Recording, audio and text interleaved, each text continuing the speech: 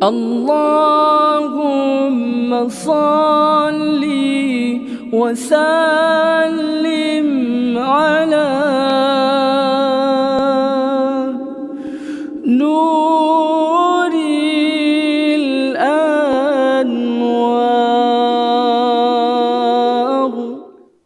Bismillahirrahmanirrahim. Assalamualaikum warahmatullahi taala wabarakatuh. Alhamdulillah, assalatu wassalamu ala Rasulillah Muhammad bin Abdullah sallallahu alaihi wasallam. Asyhadu an la ilaha illallah wahdahu la syarikalah wa asyhadu anna Muhammadan abduhu wa rasuluh. Rabbi shrah li sadri wa yassir li amri wahlul 'uqdatan min lisani yafqahu qawli. Subhanaka la ilma lana illa ma 'allamtana innaka antal alimul hakim. Alhamdulillah, kesyukuran kita kehadrat Allah Subhanahu wa taala yang mana dapat kita bertemu untuk sambung pengajian kita di dalam kitab Nujumuz Zahira. Seperti biasa hari Isnin, tapi alhamdulillah kita membuat recording dan juga melakukan pembahasan yang mana akan didengar bersama hari Selasa, yakni pada hari ini hari Selasa. Alhamdulillah, seperti mana biasanya kita akan mulakan dengan niat dan kemudian diikuti dengan qasidah yang akan kita bacakan bersama. Kemudian kita akan masuk di dalam kitab yang akan dibincangkan pada pagi hari ini insya-Allah. Mari sama-sama kita mulakan dengan niat. Bismillahirrahmanirrahim. Nawaitu ta'alluma wa ta'lima wa tadhakkura wa tadhkira wa naf'a wal intifa'ah wal ifadah wal istifadah والحث على تمسك بكتاب الله العزيز وسنة رسوله صلى الله عليه وسلم والدعاء إلى الهدى والدلالة على الخير ابتغاء وجه الله تعالى ورضائه وقربه والثوابه. Aku berniat belajar dan mengajar dan mengingati dan mengingatkan dan mengambil manfaat dan memanfaatkan dan terima dan menerima dan menggalakkan untuk berpegang teguh dengan kitab Allah yang maha perkasa dan sunnah-sunnah Rasulnya dan memohon untuk diberi petunjuk dan hidayah kepada kebaikan dan mengharapkan keridaan Allah dan mendekatkan diri kepadanya dan mendapatkan pahala darinya. Allahumma rzuqna ya Rabbi fahman nabiyyin wa hifdzal mursalin wa ilhamal malaikatil muqarrabin fi afiyatin ya arhamar rahimin. Allahumma inna nas'aluka ilman ladunni wal mashrab safi alhani ya wahabu ya ghani. InsyaAllah kita akan mulakan dengan pembacaan qasidah seperti biasa, mengambil kesempatan daripada bab yang akan kita pelajari insyaAllah di muka surat 195, ya, di bab yang menerangkan tentang istighfar. Dan insyaAllah setelah perbincangan kita tentang istighfar, kita akan meneruskan dengan bab yang lain di hari-hari yang kehadapannya insya-Allah. Tapi sebelum tu mari sama-sama kita membaca qasidah yang biasanya kita akan baca, dan kita mengambil kesempatan tadi itu tentang istighfar, kita akan baca qasidah ya Tawwab insya-Allah. Ya Tawwab tub alaina, Ya Tawwab tub alaina, warhamna wanzur ilaina, warhamna wanzur ilaina. Qad kafani ilmu Rabbi min su'ali wa ikhtiyari, فدعائي وابتهالي شاهد لي بافتقاري. يا تواب تب علينا، يا تواب تب علينا، وارحمنا وانظر إلينا، وارحمنا وانظر إلينا. فلهذا سري أدعو في يساري وعساري، أنا عبد صار فخري ضمن فقري واضطراري. يا تواب تب علينا، يا تواب تب علينا، وارحمنا وانظر إلينا، وارحمنا وانظر إلينا يا إلهي ومليكي أنت تعلم كيف حالي وبما قد حل قلبي من هموم واشتغالي يا تواب تب علينا يا تواب تب علينا وارحمنا وانظر إلينا وارحمنا وانظر إلينا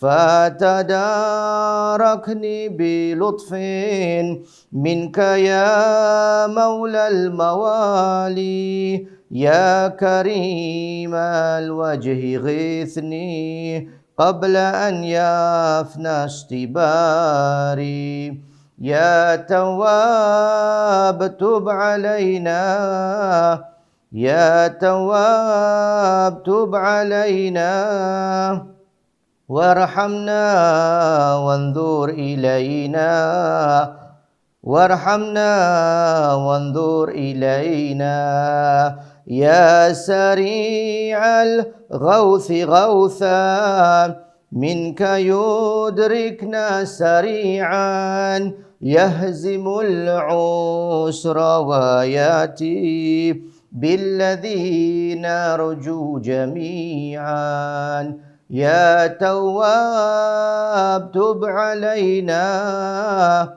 يا تواب تب علينا وارحمنا وانظر إلينا وارحمنا وانظر إلينا يا قريبا يا مجيبا يا عليما يا سميعا قد تحققت بعجزي وخضوعي وانكساري يا تواب تب علينا يا تواب تب علينا وارحمنا وانظر إلينا وارحمنا وانظر إلينا لم أزال بالباب واقف فارحمن ربي وقوفي وبوادي الفضل عاكف فأدم ربي عكوفي يا تواب تب علينا يا تواب تب علينا وارحمنا وانظر إلينا وارحمنا وانظر إلينا ولحسن ظن لازم فهو خلي وخليفي وأنيسي وجليسي طول ليلي ونهاري يا تواب تب علينا يا تواب تب علينا وارحمنا وانظر إلينا وارحمنا وانظر إلينا حاجة في نفسي يا رب فاقضها يا خير قاضي حاجة في نفسي يا رب فاقضها يا خير قاضي يا تواب تب علينا يا تواب تب علينا وارحمنا وانظر إلينا وارحمنا وانظر إلينا وأرح سري وقلبي منه من لظاها وشواذي فالهنا والبسط حالي وشعاري ودثاري يا تواب تب علينا يا تواب تب علينا وارحمنا وانظر إلينا وارحمنا وانظر إلينا اللهم صل وسلم وبارك على وعلى آله. Hadirin dan hadirat yang dirahmati Allah Subhanahu wa taala, insya-Allah kita akan teruskan dengan pengajian yang akan kita lanjutkan daripada perhentian kita, tak salah saya dalam 3 atau 4 bulan yang lalu ya. Jadi kita akan teruskan di mana kita berhenti di faedah yang kelima di dalam bab yang menerangkan tentang istighfar. Kalau kita teliti kembali bab yang sebelumnya ya, kita telah pun fahamkan bahawasanya pentingnya istighfar di dalam kehidupan, pentingnya istighfar dalam zikir-zikir harian itu adalah sesuatu yang tidak boleh luput, tidak boleh keluar daripada kegiatan harian kita. Dan untuk ini kita juga memahami banyak sekali lafaz-lafaz istighfar yang ada di dalam buku-buku dan juga di dalam apa juga zikir-zikir ataupun kitab-kitab yang terdapat untuk kita zikirkan bersama. Kerana awal daripada segala permulaan untuk istighfar adalah perintah Allah Subhanahu wa taala.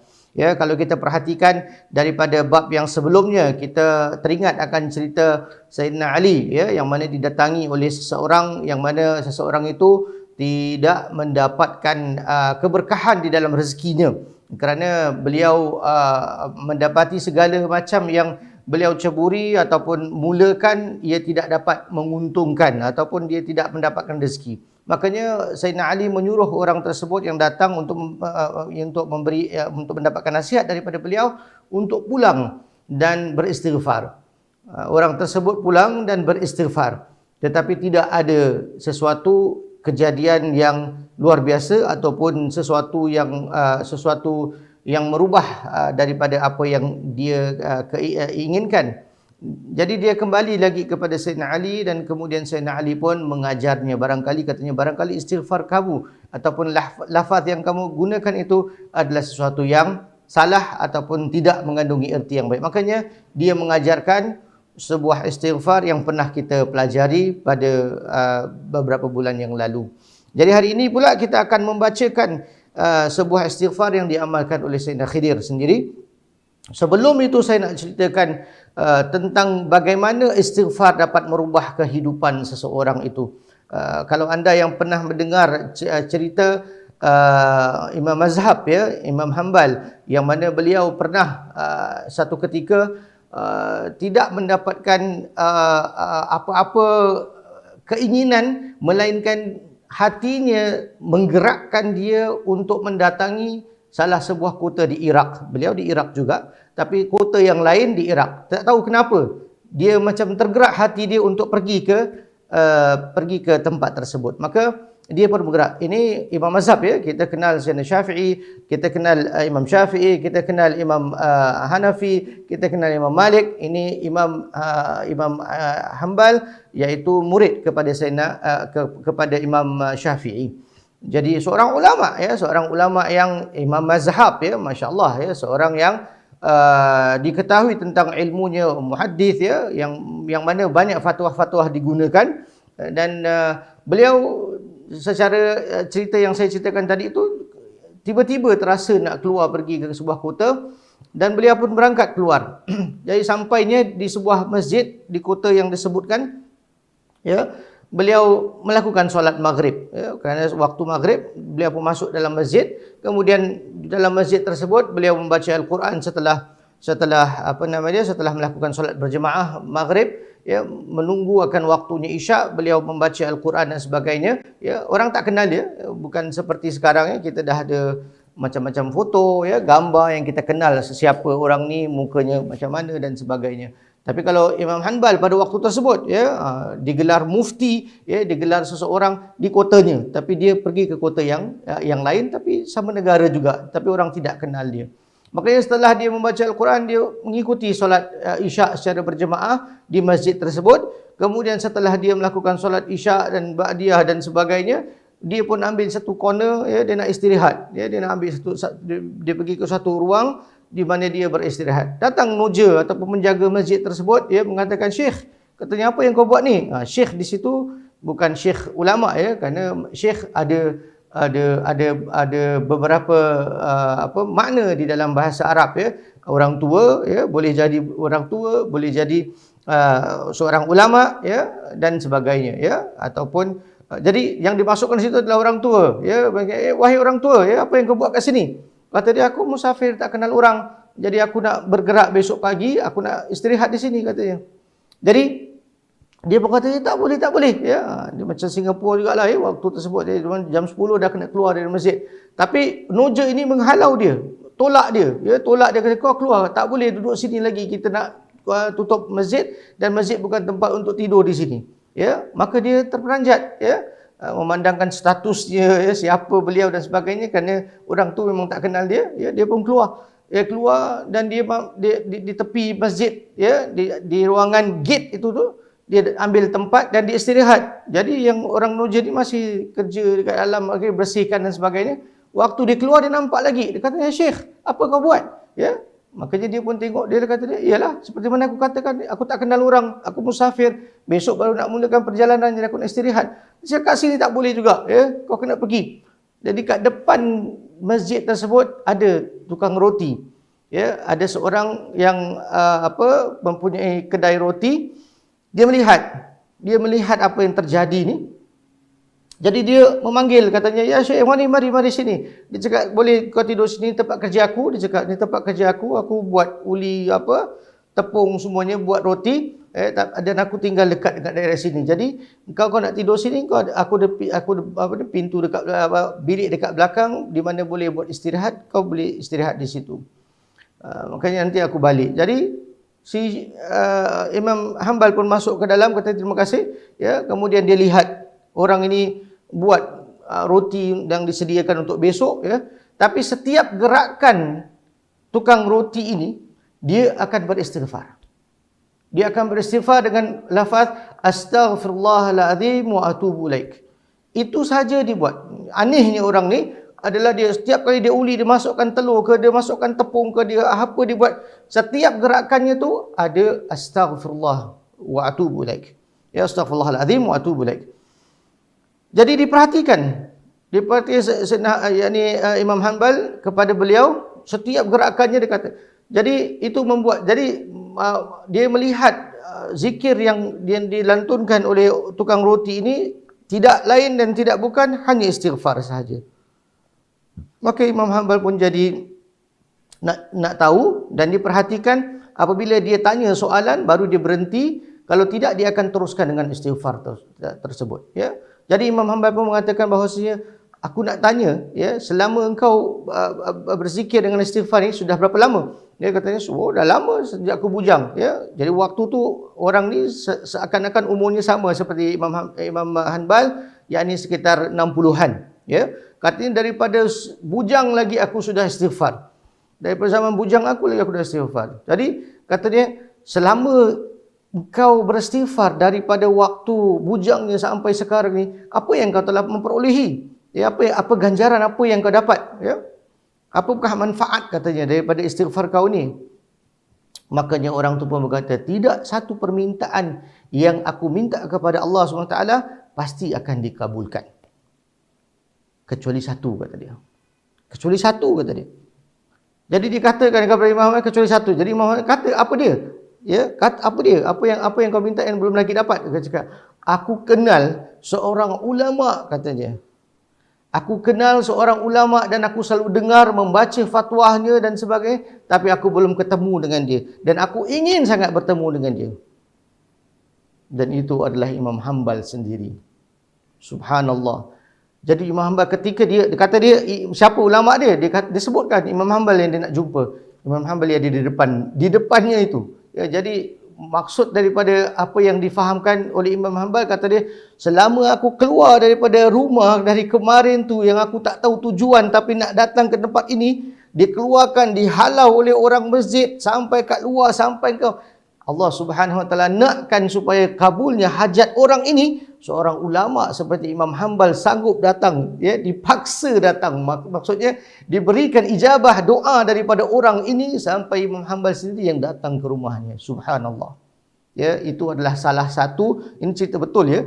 Itu adalah salah satu bukti daripada orang yang melazimkan istighfar. Kita alhamdulillah sudah 5 daripada istighfar lafaz-lafaz yang telah kita pelajari. Saya ulang kembali lagi ya. Yang pertama kita mempelajari adalah istighfar Sayyidina Ali ya, yang agak panjang ya. Kemudian kita dengar kita mempelajari ya tentang istighfar Syekh Ali bin Abu Bakar Sakran ya. Kemudian yang nombor 3 ya adalah daripada Jalaluddin As-Suyuti Syekh ya. Kemudian Al-Imam Abdullah bin Ali Al-Haddad. Yang kelima ini adalah istighfarnya Sayyidina Khidir alaihi salatu wassalam. InsyaAllah kita akan bacakan istighfar ini bersama ya. Cuma saya ingin mengingatkan bahawasanya istighfar mempunyai ruangan pembukaan yang Allah Subhanahu Wa Taala berikan di dalam bentuk yang luar biasa ya. Istighfar adalah sesuatu seperti mana yang pernah saya katakan ya, tidak boleh keluar daripada lingkungan zikirnya kita ya. Yang pentingnya kita memerlukan kefahaman daripada zikir tersebut, iaitu kembalinya, buatnya pengakuan kita kepada Allah Subhanahu Wa Taala dan meminta ampun daripada Allah Subhanahu Wa Taala akan dosa-dosa yang telah kita lakukan ya. Kalau kita lihat kisah daripada kisah Nabi Nuh alaihi salatu wassalam ya, malah di surah Nuh ya, ayat yang ke-10 dan ke-11 ya, yang mana kita baca daripada istighfar Sayyidina Ali permulaannya. Nanti insya-Allah saya akan bacakan. Kita lihat Nabi Nuh alaihi salatu wassalam merupakan seorang nabi dan rasul yang mana beliau merupakan ulul azmi ya, di antara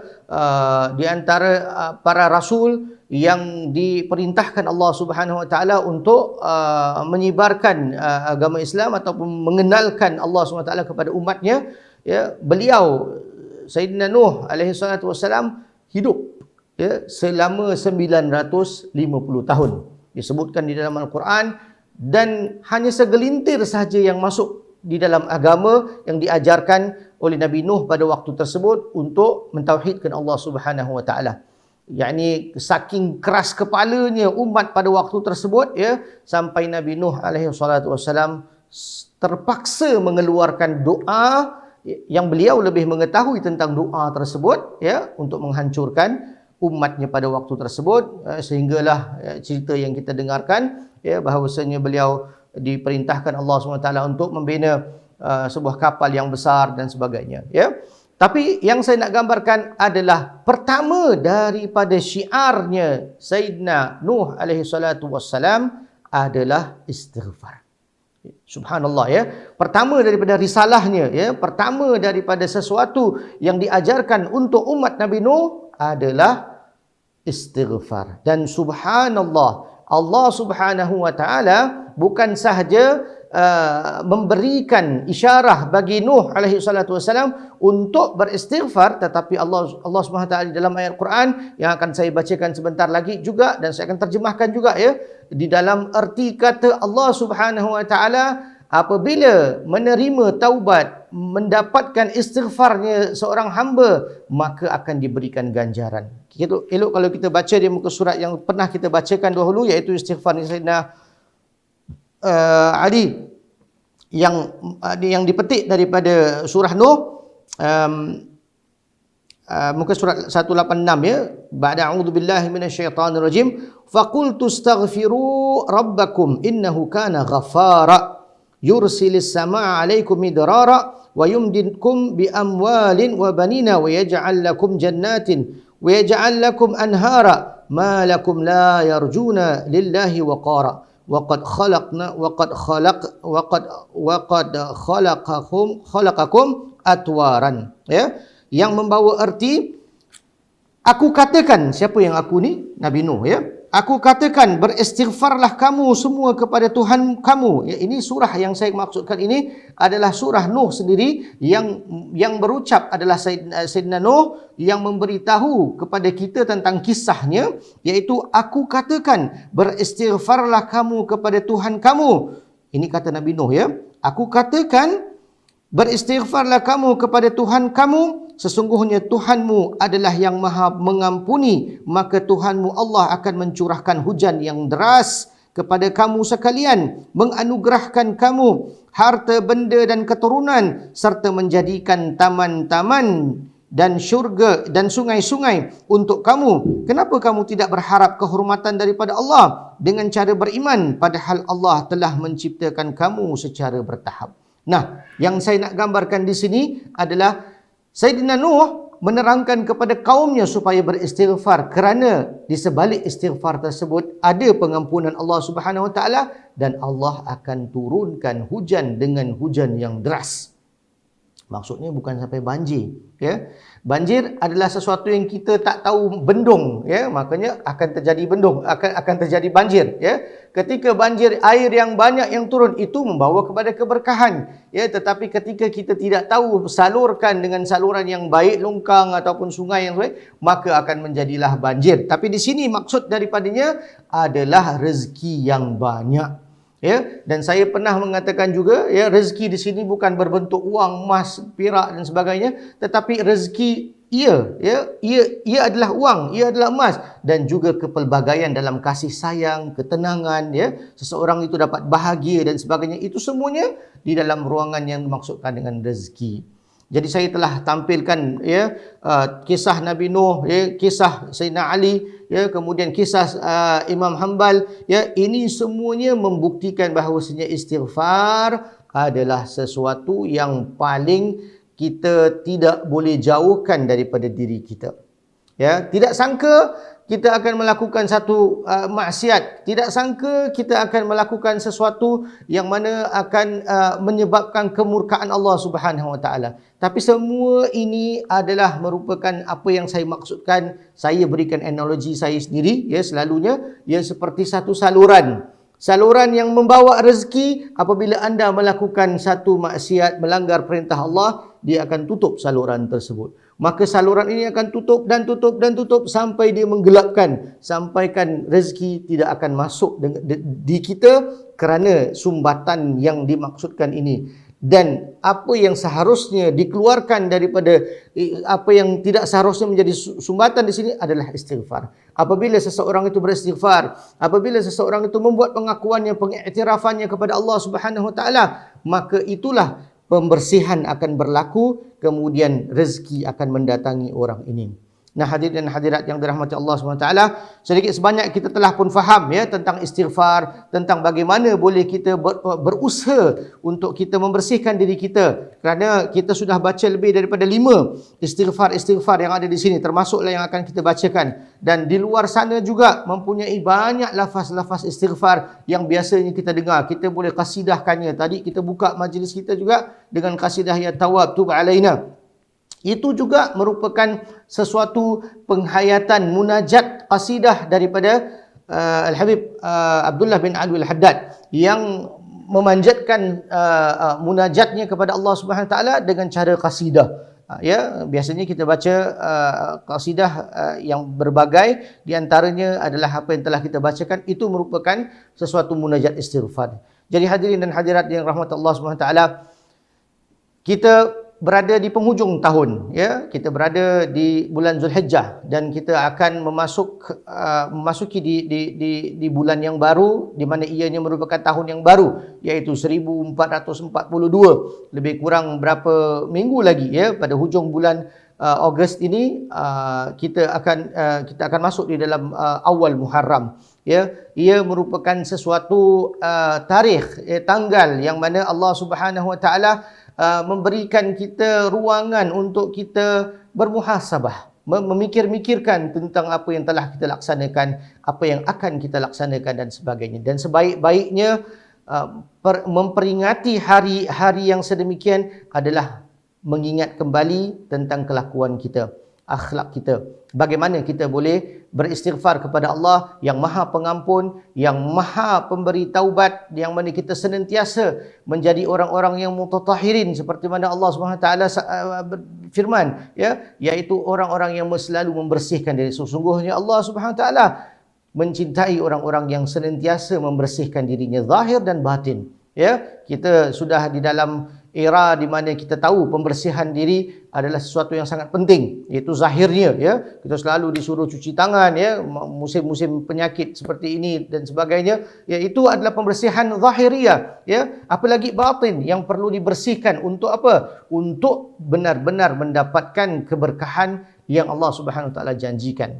Jadi hadirin dan hadirat yang dirahmati Allah Subhanahu Wa Taala, hari ini kita akan membaca istighfar Sayyidina Khidir. Khidir adalah seorang Nabi, saya pun pernah terangkan di dalam kelas yang biasa kita duduk. Nabi Khidir, ada yang mengatakan beliau adalah seorang Nabi, ada yang mengatakan beliau adalah seorang awliya Allah SWT. Ya. Di dalam kepelbagaian ulama, ya, daripada zaman Sayyidina Adam, ya, telah membahaskan Khidir, ya, kerana ada yang mengatakan beliau adalah anaknya Nabi Adam, ada yang mengatakan cucunya Nabi Adam, anak kepada Qabil, ya. Kemudian ada yang mengatakan dia adalah anaknya Nabi Nuh, ya, Sam bin Nuh, ya, dari keturunan Nabi Nuh. Ada yang mengatakan beliau adalah seorang anak daripada Nabi Ibrahim alaihissalatu wassalam. Kepelbagaian di dalam mentafsirkan siapakah beliau, ya. Beliau mempunyai beberapa nama lagi, ya, bukan saja Khidir tapi beberapa nama yang lain yang mana para ulama mentafsirkan beliau adalah orang-orang seperti orang dengan nama-nama yang berbeza. Saya tidak hafal pada saat ini. Pokoknya sangat banyak sekali membicarakan tentang Nabi Khidir yang beliau sampai sekarang masih hidup, ya. Seorang istimewa, ya, seorang istimewa yang Allah sebut di dalam Al-Quran sebagai abdun salih, ya. Tidak disebutkan nama Khidir di dalam surah Kahfi. Allah SWT menerangkan tentang diri beliau yang beliau ini adalah seorang yang saleh, yang dipanjangkan umurnya sampailah kepada munculnya Imam Mahdi. Munculnya imam, ya. Pokoknya terjadinya perkara-perkara akhir zaman nanti, beliau akan menjelma sekali lagi, tapi dikatakan beliau berada di sekeliling kita. Para ulama ada yang bertemu dengan beliau, ya. Nabi Musa bertemu dengan beliau, ya, dikisahkan di dalam kisah surah Kahfi yang mana pertemuan Nabi Musa, ya, bersama beliau untuk beliau ajarkan, ya, kerana disebutkan bahawasanya beliau adalah orang yang lebih dekat dari Allah Subhanahu Wa Taala pada saat Nabi Musa, ya. Makanya pokoknya apa yang nak kita fahamkan bahawasanya Nabi Khidir alaihi salatu wassalam, ya, pernah mengajarkan sebuah istighfar yang mana dicatat oleh salah seorang ulama, dan ini dipanggil sebagai istighfarnya Nabi Khidir alaihi salatu wassalam.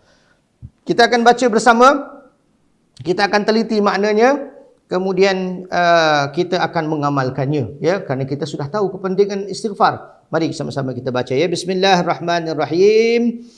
Allahumma inni astaghfiruka lima tubtu ilaika minhu thumma udtu fih, wa astaghfiruka lima a'taituka min nafsi thumma lam ufi bihi, wa astaghfiruka li ni'matika allati an'amta biha alayya fataqawwaitu biha ala ma'asik, wa astaghfiruka likulli khairin aradtu bihi wajhakal karima fakhalatani fihi ma laysa laka, wa astaghfiruka likulli khatiri khatarali minhu ma la yaliqu bijalalika, wa astaghfiruka likulli ghaflatin wa taqsiri waqa'a minni fi ta'atika, wa astaghfiruka likulli dhanbin adhnabtuhu fi sawadil laili wa bayadil nahari. Allahumma la tu'akhidhni fa innaka bi alimun wa la tu'adzibni fa innaka alayya qadirun. Wa sallallahu ala sayyidina Muhammadin wa alihi wa sahbihi wa sallam. Begitulah dia bunyi istighfar yang dibacakan ataupun yang dikatakan sebagai istighfarnya Sayyidina Khidir. Setiap istighfar mempunyai kebaikan dan keberkahan menerusi makna yang dibacakan. Jadi elok sangat-sangat kalau kita baca setiap istighfar, baik ianya istighfar yang biasa kita bacakan, ya, baiknya ia syair daripada Imam Syafi'i yang pernah kita selalu dengarkan, ya, kita dengarkan juga istighfar dari Sayyidina Ali. Itu semuanya mempunyai ciri-ciri makna yang khusus untuk pembacanya menghayati dirinya di dalam pembacaan itu. Itu adalah istighfar yang berkesan. Ya, dan ini adalah sesuatu yang boleh mendapatkan ataupun membuahkan natijah yang terbaik di dalam pembacaan istighfar anda. Makanya hadirin dan hadirat yang dirahmati Allah Subhanahu wa taala, baiknya, ya, syogianya kalau kita dapat fahamkan makna daripada pembacaan istighfar tadi. Ya, di dalam kitab yang kita bacakan, iaitu kitab Nujumuz Zahirah, yang mana anda boleh dapatkannya, ya, yang belum mendapatkannya, ya, biasanya kalau kita mempelajarinya di Masjid An-Nur, kitab ini telah pun disediakan di muka surat 195, ia terkandung di dalamnya makna, ya, di muka surat 196 di dalam bahasa Arabnya. Jadi kita akan baca di dalam bahasa Melayunya supaya kita faham apa yang kita bacakan tadi, ya. Yang pertama tadi, Allahumma inni astaghfiruka lima tubtu ilaika minhu thumma udtu fihi. Wahai Allah, aku memohon keampunan kepadamu untuk dosa yang pernah aku bertaubat kepadamu, kemudian aku mengerjakan dosa itu lagi. Ini adalah sesuatu lumrah bagi seseorang. Saya sering mengatakan bahawasanya anda yang beristighfar adalah orang yang paling ikhlas di dalam ucapan istighfar anda. Kerana setelah anda melakukan satu maksiat, setelah anda melanggar satu perintah daripada perintah Allah, apabila anda istighfar, kalau ia merupakan satu istighfar yang ikhlas daripada anda, itu adalah sebuah taubat yang diterima oleh Allah SWT. Tetapi dosa yang sama juga apabila anda ulang sekali lagi kerana anda tidak berdaya, kerana anda seorang insan, ya, yang dicipta untuk lalai di dalam apa juga yang anda laksanakan. Makanya orang yang pintar adalah orang yang selalu kembali lagi ke tempat asal apabila dia melakukan perbuatan dosa, iaitu beristighfar kepada Allah SWT. Makanya dimulakan istighfar ini dengan kalimat, wahai Allah, aku memohon keampunan kepadamu untuk dosa yang pernah aku bertaubat kepadamu, kemudian aku mengerjakan dosa itu lagi. Allah Subhanahu wa taala Maha Pengampun. Ini adalah satu rahmat Allah Subhanahu wa taala yang sangat-sangat diharapkan oleh semua hamba, para aulia, para wali Allah, semua hamba-hamba Allah Subhanahu, makhluk Allah Subhanahu wa taala mengharapkan rahmat yang besar ini, iaitu sifat Allah yang Maha Penerima Taubat. Walaupun anda berulang-ulang melakukan dosa tersebut beribu-ribu kalinya, tapi nasib anda apabila anda masih melakukan maksiat tersebut dan anda tidak beristighfar, anda tidak melakukan taubat, itulah yang dikatakan dengan su'ul khatimah. Na'udzubillah min zalik. Apabila anda melakukan dosa dan tidak sempat untuk beristighfar, tidak sempat untuk bertaubat, anda akan menanggung dosa ini. Dosa yang disebutkan tadi itu. Apabila anda melakukan sebuah dosa kemudian anda beristighfar, maka anda akan diampunkan melihat kepada bagaimana ikhlasnya diri anda di dalam ucapan istighfar tadi. Baik. Jadi dimulakan dengan ayat yang saya bacakan lagi, ya. Wahai Allah, aku memohon keampunan kepadamu untuk dosa yang pernah aku bertaubat kepadamu, kemudian aku mengerjakan dosa itu lagi. Dan aku memohon keampunan kepadamu untuk diriku atas sesuatu yang aku ucapkan kepadamu dari diriku, atas sumpah, nazar dan janji, kemudian tidak aku memenuhi. Itu poin yang kedua daripada ucapan istighfar tadi. Yang pertama, apabila seseorang itu melakukan dosa dan melakukan dosanya lagi, setelah dia beristighfar dia lakukan dosa itu akan diampunkan oleh Alangkah indahnya, alangkah besarnya rahmat Allah SWT yang perlu kita ambil kesempatan, yang perlu kita selalu kembali kepada Allah SWT. Yang kedua adalah apabila kita ucapkan di atas diri kita akan satu sumpahan, akan satu nazar, ya, akan sesuatu yang kita ucapkan dan kita ucapkan itu demi Allah. Ya, apabila kita gunakan perkataan wallahi, tallahi, ya, aku bernazar, itu semua perjanjian terikat anda kepada Allah SWT. Tapi tidak sempat untuk melakukannya, ataupun anda gagal untuk melaksanakannya, tapi lafaz telah dilafazkan. Inilah sebab-sebab besar. Pertama tadi itu dosa yang diulang, ya. Kedua adalah sesuatu yang mana kita telah janji Allah SWT, kita telah nazar, kita telah sumpah, tapi kita tidak sempat untuk melaksanakan. Ini yang saya maksudkan dengan saluran tadi. Apabila perkara-perkara begini ada di atas kita selama kita hidup 50, 60 tahun, 70 tahun, kita ada terlafazkan, terlepas kata, kemudian tidak sempat untuk melakukannya kerana tidak dayanya kita, lemahnya kita, tidak ada kuasanya kita, ya. Maka itu menjadi sesuatu tanggungan dan itu menjadi sesuatu yang menyekat kebaikan yang sebenarnya anda boleh menerimanya. Sebenarnya anda boleh mendapatkan rezeki yang luas. Sebenarnya anda boleh, orang semua sayang anda. Sebenarnya anda boleh menghindari permusuhan. Tetapi kerana perbuatan-perbuatan anda inilah yang menyekat akan sesuatu. Makanya apa yang perlu lakukan? Istighfar. Minta Allah SWT supaya ampunkan. Supaya lenyapkan sesuatu yang pernah anda janji. Ya, kita teruskan, ya. Kemudian tidak aku memenuhinya. Kemudian aku memohon keampunanmu kerana nikmat, ya. Ini yang ketiga, ya. Aku memohon keampunanmu kerana kenikmatan yang telah engkau berikan kepadaku, lalu aku gunakan untuk beberapa maksiat. Na'udzubillah min zalik, ya. Ini tiga perkara yang disebutkan di sini. Yang ketiga adalah apabila Allah Subhanahu Wa Taala memberikan kenikmatan ke atas diri kita, berikan kenikmatan tapi kita salah gunakan kenikmatan tersebut dan kita gunakan untuk kemaksiatan. Allahu Akbar, ya. Ini perlu kita ulang dan fahamkan dan ingat selalu. Kadang-kadang apabila kita minta keampunan kepada Allah, kita tak faham, ya, di mana situasi kita ketika kita melakukan dosa tersebut. Ini tiga situasi yang mana boleh diibaratkan, ya, untuk dialami oleh sesiapa sahaja. Anda, saya, ya, sesiapa saja mungkin boleh mengalami tiga perkara ini yang disebutkan ini, ya. Satu tadi itu adalah ketika seseorang, ya, mengerjakan dosa dan berulang melakukan dosa tersebut.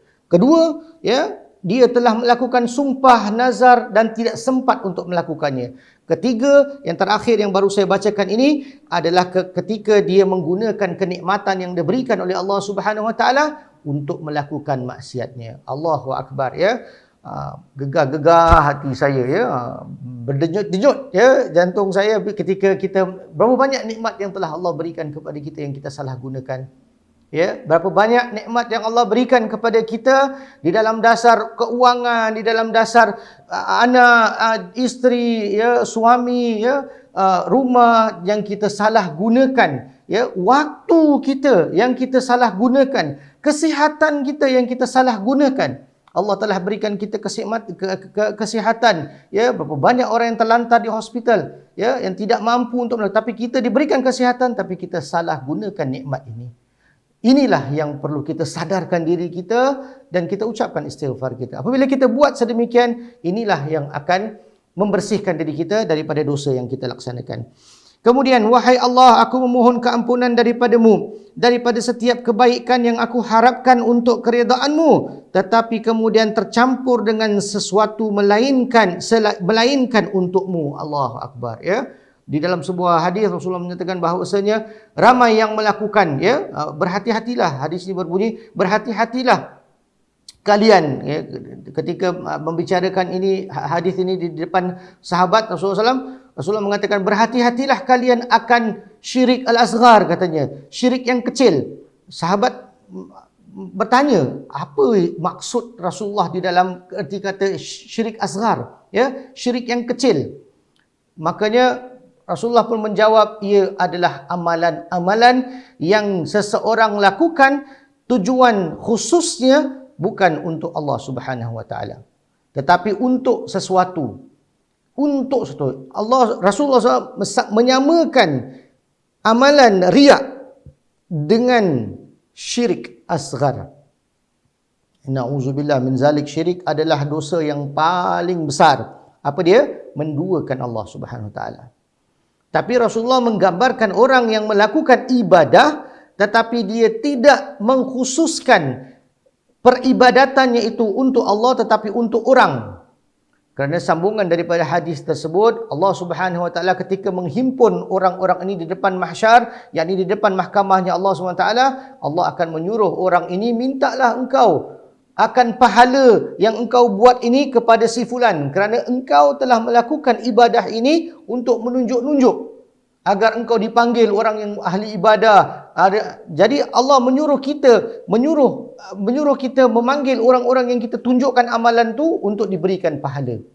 Sudah terang tidak mampu mereka untuk berikan pahala sedemikian. Makanya di sini kita minta pengampunan Allah Subhanahu Wa Taala yang berbunyi, wahai Allah, aku memohon keampunan kepadamu dari setiap kebaikan yang aku harapkan untuk keridaan-Mu, tetapi kemudian tercampur dengan sesuatu melainkan untukmu. Berapa banyak kita akan mengalami perkara-perkara ini kalau kita tidak sadar ianya adalah satu dosa yang digambarkan Rasulullah SAW sebagai syirik al-asghar. Saya sambung, ya. Aku memohon keampunan atas segala sesuatu yang terlintas dalam hatiku yang tidak layak bagi kebesaran-Mu. Ya. Berapa banyak ini dosa-dosa yang kita alami dengan diri kita sendiri, ya. Saya ulang sekali lagi, ya. Aku memohon keampunan dari segala sesuatu yang terlintas dalam hatiku yang tidak layak bagi bagi kebesaran-Mu, ya. Kadang-kadang terlintas hati-hati kita di dalam keadaan-keadaan yang mana tidak layak untuk kita mempersembahkan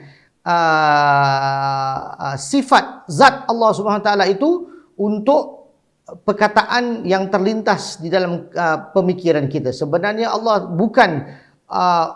Allah tidak menzalimi kita. Tetapi kita kadang-kadang tersebut, kenapa ya Allah kau sanggup buat aku begini, kau ini, kau itu. Ya, dalam perasaan ini merupakan sesuatu zat yang kita limparkan kepada Allah SWT, sedangkan Allah tidak layak untuk menerima kerana kebesarannya, keagungannya. Tetapi tersalah dalam tafsiran kita menyebabkan kita label Allah Subhanahu Wa Taala. Ya. Ini juga satu penyebab yang sangat besar untuk sekatnya, ya, perjalanan yang kita maksudkan tadi itu, ya. Jadi makanya kita memohon ampun ke atas Allah Subhanahu Wa Taala jikalau terlintas di hati kita akan perkataan-perkataan yang sedemikian. Wahai Allah, aku memohon keampunan kepadamu dari setiap kelalaian dan kekurangan perhatian, ya, yang terjadi padaku dalam berbuat taat kepadamu. Ini tentang khusyuk, ya. Berapa banyak yang kita lalaikan diri kita di dalam perintah Allah Subhanahu Wa Taala yang mana tidak seharusnya ia berlaku. Apabila ia telah berlaku, ia adalah satu ketelanjuran yang perlu kita hapuskan dosa tersebut. Makanya kita sebutkan di sini, di setiap ketaatan yang kita laksanakan, apabila ia tidak sampai kepada kemampuan kita untuk khusyuk, kemudian lari pemikiran kita kepada sesuatu yang tidak seharusnya berada di dalamnya, lebih-lebih lagi solat, ya. Berapa ramai daripada kita yang melakukan Allahu Akbar, takbir, ya, setelah kita salam, kita dalam solat tu dah plan actually mana nak pergi, naik bas nombor berapa, turun kat mana, itu dalam solat dia buat planning dia.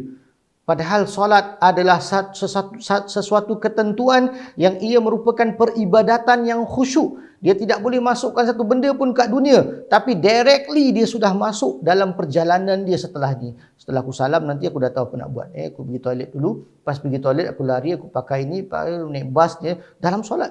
Ya, rukuk dia ingat, okey, naik bas nombor 3. Kadang-kadang bas nombor 3 lambat, kita naik nombor 4. Ya.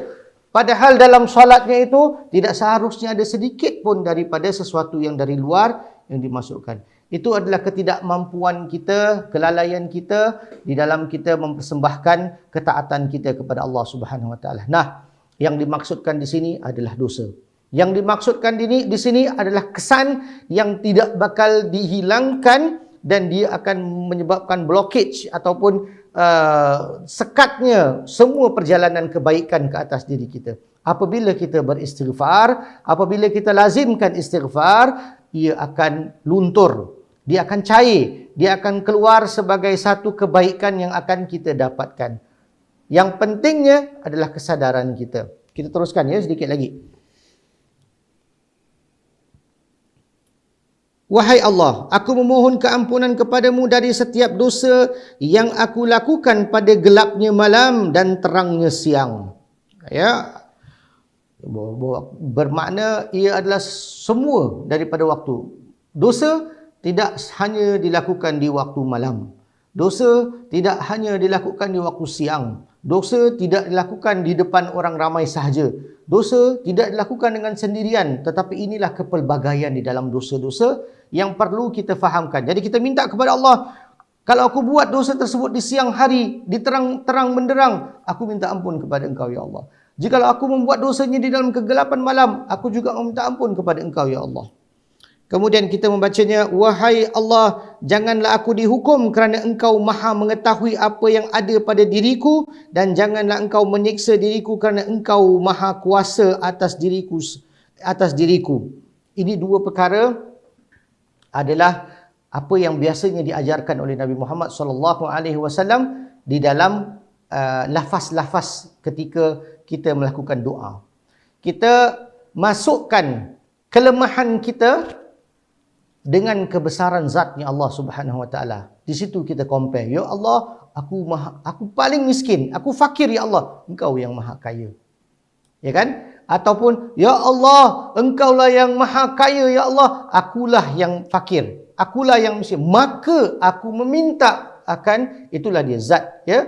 Ini caranya, ya. Di sini kita lihat, ya. Ya Allah, janganlah aku dihukum, ya, kerana Engkau maha mengetahui apa yang ada pada diriku, dan janganlah Engkau menyiksa diriku kerana Engkau maha kuasa dan diriku dan atas diriku, ya. Kali dua perkara dengan dua zat, ya, yang mana kita sampaikan dengan kefahaman. Ini adalah doa-doa yang memerlukan sangat-sangat kefahaman. Maksud saya dalam kefahaman adalah erti makna yang kita bacakan. Apabila kita dapat artikannya, kita dapat masukkan untuk diri kita, maka itulah yang dikehendaki dan itulah yang sebaik-baiknya difahamkan sebagai zikir. Ya, zikir adalah sesuatu makna mengingati. Apabila kita mengingati apa yang kita baca, kita ingat dan kita faham untuk diri kita, itulah natijah daripada doa. Itulah buah daripada doa. Jadi, akhir sekali, ya, dan semoga Allah mencurahkan selawat dan salamnya ke atas Nabi Muhammad, keluarga dan sahabatnya.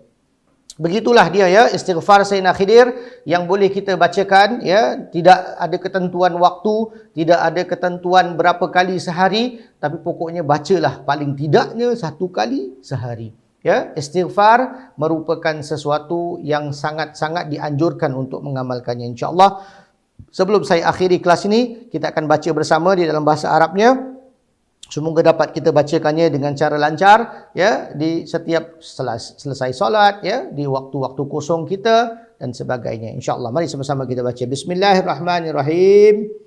Allahumma inni astaghfiruka lima tubtu ilaika minhu thumma udtu fi wa astaghfiruka lima a'taituka min nafsi thumma lam ufi bihi wa astaghfiruka li ni'matika allati an'amta biha alayya fataqawwaitu biha ala ma'asik wa astaghfiruka likulli khairin aradtu bihi wajhakal karim fakhalatani fihi ma laysa laka wa astaghfiruka likulli khatiri khatara li minhu ma la yaliqu bi jalalika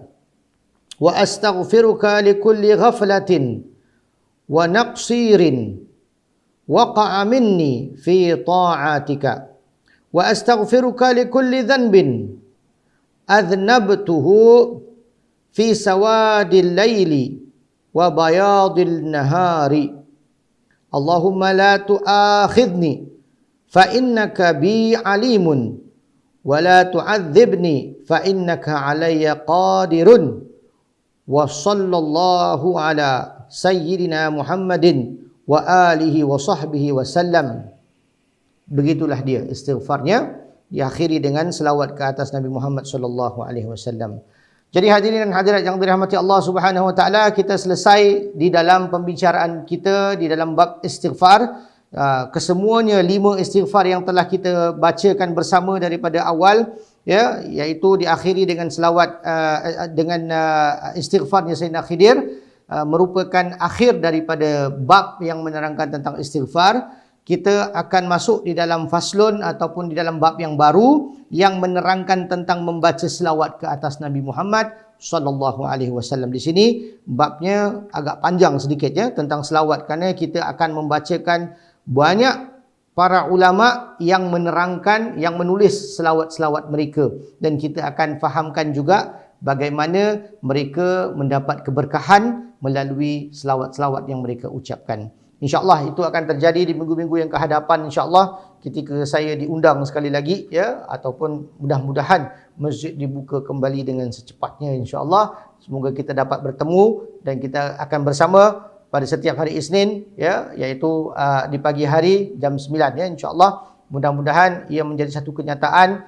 yang mana Allah Subhanahu Wa Taala kabulkan doa-doa kita, insyaAllah. Jadi saya anjurkan supaya banyak kita berselawat, banyak kita beristighfar, banyak kita berdoa kepada Allah SWT agar diangkat bala ini, ya, agar kita dapat meneruskan perjalanan kehidupan kita seperti biasa lagi, ya, agar kita dapat mendekatkan diri kita kepada Allah SWT, menerusi ilmu pengetahuan, pembacaan Al-Quran, ya, makmurkan masjid dan sebagainya. Allahu a'lam bisawab. Jikalau anda ada soalan dan sebagainya, boleh anda masukkan ke dalam komen yang disediakan, insyaAllah, ya. Sekian dulu, wabillahi taufik wa hidayah.